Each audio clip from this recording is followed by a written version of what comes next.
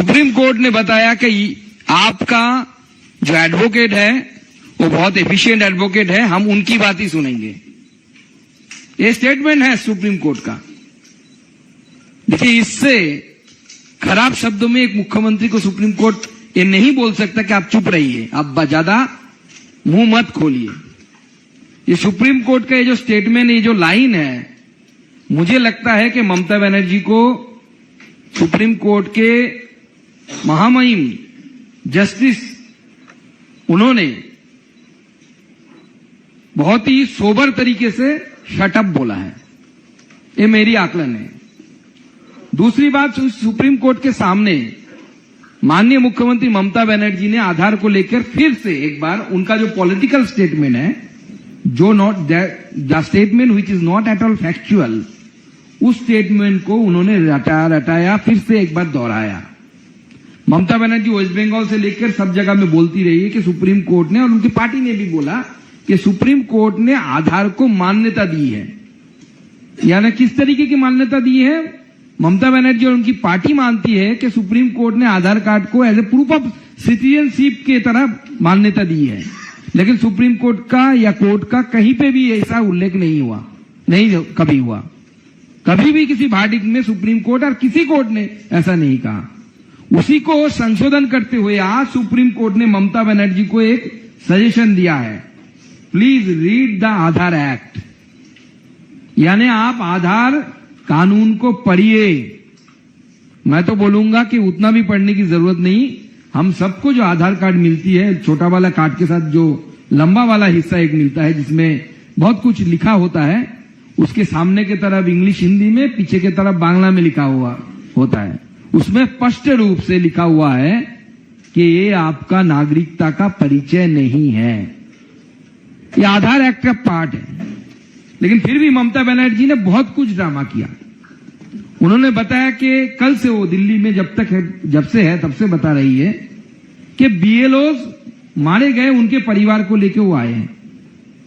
मेरा सवाल आपके माध्यम से ममता बनर्जी और टीएमसी से है, पूरा एडमिनिस्ट्रेशन टीएमसी का है, डीएम टीएमसी का, ब्लॉक डेवलपमेंट ऑफिसर बीडीओ, अभी तो उसका नाम परिवर्तन होके बेचारा दीदी का अफसर हो गया है बीडीओ, एसडीओ या एसडीएम जहां जिसे कहा जाता है, सारे तो दीदी का है, यानी स्टेट एडमिनिस्ट्रेशन का है। मैं आपके माध्यम से तृणमूल कांग्रेस को ये सवाल पूछना चाहता हूं कि पश्चिम बंगाल में या यहां के चीफ इलेक्शन कमीशन को कितने डीएम या डिस्ट्रिक्ट एडमिनिस्ट्रेशन की किसी व्यक्ति ने ये इंफॉर्मेशन दिया है कि इतने सारे बीएलओ एसआईआर के लिए मारे गए हैं? कितने डेथ सर्टिफिकेट इलेक्शन कमीशन में जमा किया है? हमारे पास मीडिया के माध्यम से जो न्यूज है, एक भी नहीं। Till now not a single allegation, even not an allegation is there or report is there from the end of the district administration regarding death of BLO due to the SIR.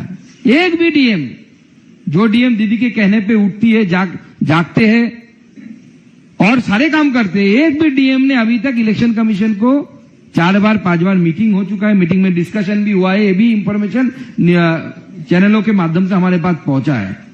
Calcutta में election commission में discussion हुआ है, letter दिए हैं election commission ने, letter हमारे पास नहीं है, लेकिन आपसे ही इंफॉर्मेशन मिल रहा है।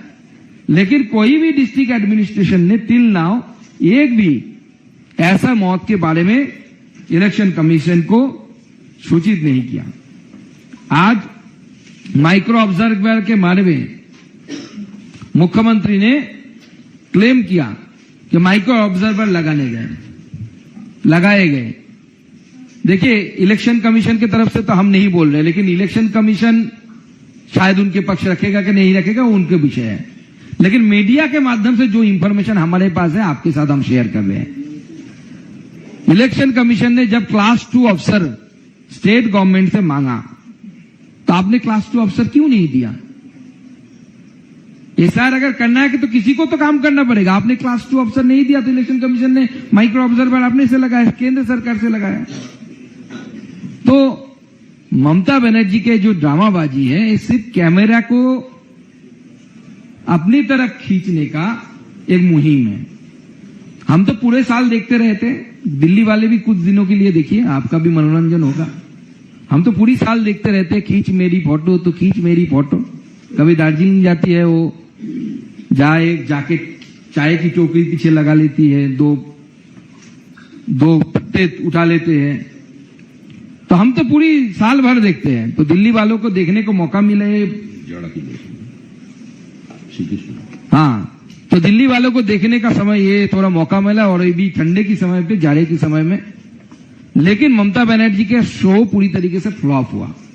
मैं पिछले दिन भी बोला था कि बंगाल में एक बहुत बड़ा सुपरस्टार हम मानते हैं उत्तम कुमार को, तो उनकी एक ही हिंदी फिल्म रही, छोटी सी मुलाकात। सारी जिंदगी बाकी बांग्ला फिल्म ही किया उन्होंने, तो वो फिल्म फ्लॉप रही किसी कारणवश। तो दीदी का भी ये छोटी सी मुलाकात दिल्ली आके फ्लॉप ही रहेगी, और अभी तक फ्लॉप ही रहा। बाकी आपका कोई सवाल है तो कृपया अपने सवाल पूछ सकते हैं।